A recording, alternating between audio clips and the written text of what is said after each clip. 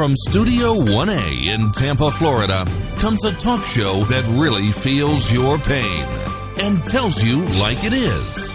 We love America and all that freedom-loving Americans want to protect. Live from coast to coast and on your radio, it's For the People with Keith Allen. We'll help you survive this thing called life. We're for the people. Whatever your source of stress or strife, for the people is there. Keith Allen and For the People back on air on this Thursday, July the 6th, 2017, and so glad to be with you. Yesterday, a little under the weather, but as you remember, but feeling much better today. I don't know what in the world I ate, but everything's kind of cleared up for the most part here. It's amazing what you learn after a story is broken and then hours go by, or 24 hours, and you kind of learn just so much more. And you always know that there's, something behind the scenes. And so that's such the news that we find out this morning about the officer that was killed in New York after the fireworks. Actually, it was July the 4th, so a couple days ago. So the 911 call comes in, okay, at 9 p.m. Tuesday night. Now, I'm talking about the girlfriend of Alexander Bonds, the guy who killed the officer in cold blood when he went up to the window of this officer who was in a patrol car, shot her right in the head. But apparently there were some domestic issues, some problems with this guy. He was drinking, he saw a shrink, and he pretty much was paranoid with the police, according to friends, according to neighbors. But his girlfriend, that pretty much knew him, really knew what was going on, knew that he wasn't acting right and there was something going on. And apparently Alexander was out with his friends drinking quite heavily. And Bonds had returned from work around 7:30 at night and started drinking with friends, according to a neighbor that was telling the newspaper. A lot of news stories coming out. The Daily News added Bonds visited a psychiatrist in June. His girlfriend told the cops. Bonds told the doctor, cops made him nervous and anxious. I quote, anxious and nervous. So you went ahead and you killed the lady in cold blood. It just breaks your heart, folks, how these things happen. But he was a loose cannon. Loose cannons are out there, folks. And to Miss Familia, who lost her life, 48 years old, 12 years on the force. She was struck down in her vehicle. And then I was asking the question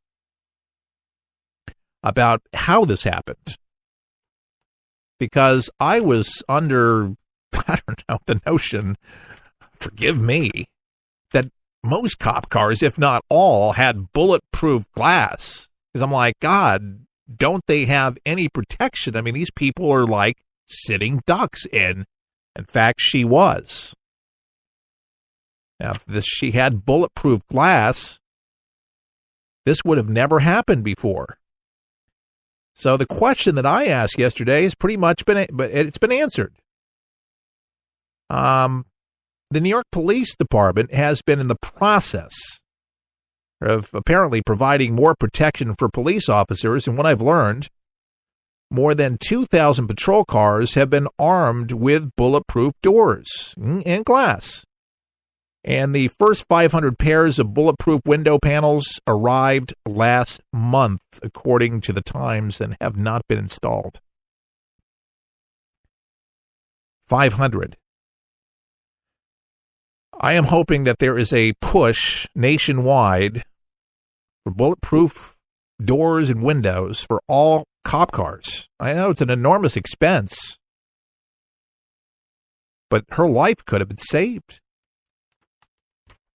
And just the velocity, the amount of attacks that are happening around our country on our men and women in blue are just ridiculous. I hope to God that those 500 pairs of bulletproof windows and panels are being installed like ASAP, like right now. I am sure that they feel horrible about this that has happened, but obviously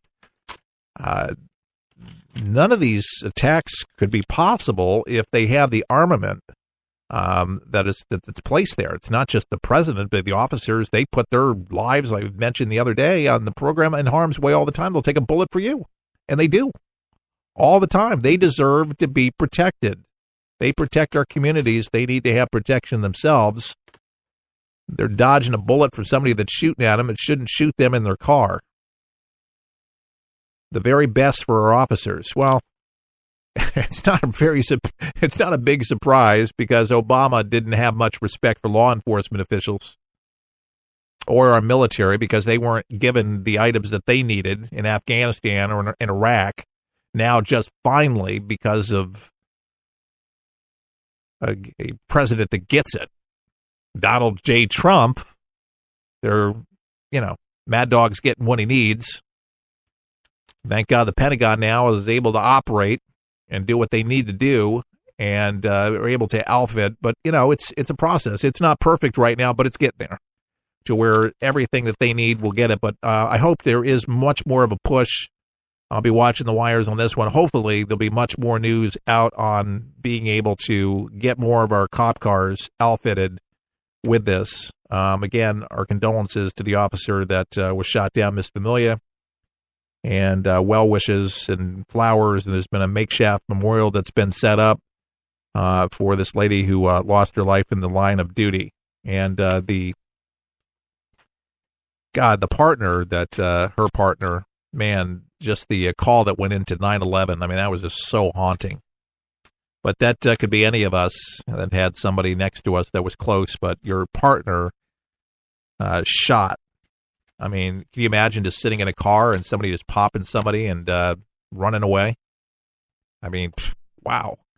How horrifying. And I'm sure that shot will echo in his mind for the rest of his life. I mean, that you talk about PTSD, things like that happen to you, you never forget about that. That's got to be damaging. So prayers to him as well. That's just a tough thing. United Airlines back in the news again, and this involves a 2-year-old. A 2-year-old.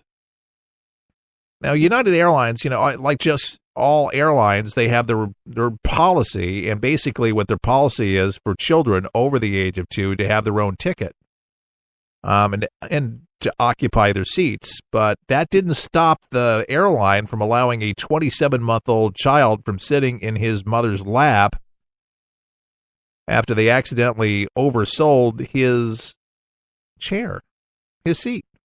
United Airlines did this. Oh, yeah. The lady, the mother, Shirley Umacha, says that she and her son, Tezo, had boarded their flight from Houston to Boston on June 29th, the final leg of their 18-hour-long flight from Hawaii, when a standby passenger approached and claimed Tezo's was in his seat. Well, I told him that I bought these tickets, and he tells me that he got the ticket on standby, and then he proceeds to sit in the center. Yamachi says that she tried to inform the flight attendant about Tezo's seat, but the woman claimed she couldn't do anything about it, seeing as the flight was full. So she says she didn't want to cause any scene, or worse, to instigate an incident like the one that befell. She mentioned the elderly United passenger. Remember that guy who refused to give up his seat in April? I mean, you couldn't forget that one. Yamuchi said that Tezo was seated in her lap, kept her mouth shut until she reached Boston. Well, she let him have it, pretty much. She let him know that she was not very, very happy. Recalled the incident, and the press, she got it out there, went to some United representatives, and she said, I'm Asian. I was afraid that they were going to maybe kick me in the teeth. She said, I'm scared, and I felt uncomfortable. I didn't want these things to happen to me. She was telling the Hawaii news agency, and upon reaching Boston, she was told to call a United hotline to explain the situation. Yeah, a phone. Yeah, let's go to the phone. Let's not try to find a representative in the airport, and let's just get on the phone and let's call the toll-free number. But when she finally got through and she asked for a refund. But then she was told by United that she would have to cancel her return trip to Hawaii in order to do so, according to KITV, their affiliate there in Hawaii. So in total, Yuamachi paid $2,000 for both of her tickets. So finally, the airline, after all of this, the press had to get involved. She had to call the press. United had reached out to Yuamachi to apologize for the incident, and the airline also pinpointed the cause of the seat snafu, as they call it, explaining that Teizo's ticket was incorrectly scanned at the gate. So it was a flight error. So what they did was they refunded her flight and comped her some free flights and apologized. They say, we this is United. We deeply apologize for Miss Yuamachi and her son for their experience. The statement continued. We are refunding their tickets and providing compensation as well as a goodwill gesture. We are also working with our employees to prevent this from happening again. Yuamachi, however, doesn't sound too keen on flying with United anytime soon. Yuamachi, what does she go on? She says it's worrisome. According to KITV, everyone who has helped me so far has contradicted each other with their suggestions. This needs to stop. United has made some errors that makes national headlines, yet it continues. That's the point. That's the point. They've made headlines. They've had bad press. Their stock has gone down, and then they don't account for all the souls aboard. And did the lady at the gate? They knew that the flight was full. Did they just assume that the lady would just hold the baby? I mean, she paid $2,000. She paid for 2 seats because that was what the airline said, that she'd actually have to pay for her baby, and she did.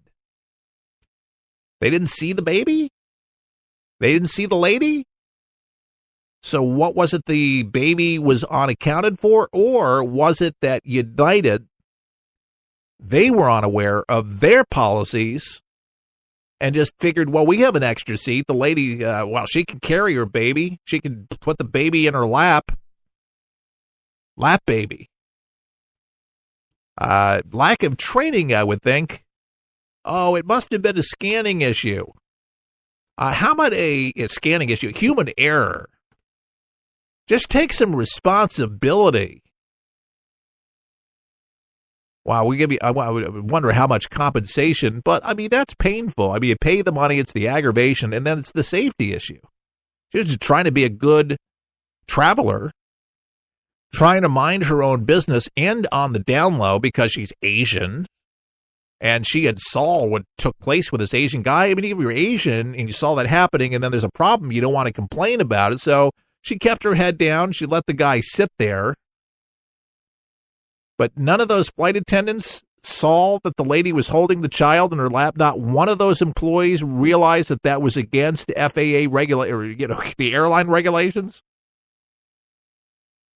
Not one person noticed because the flight was full. Oh, well, there's an exception to every rule. Well, because the flight is full, I think I'm going to light my cigar.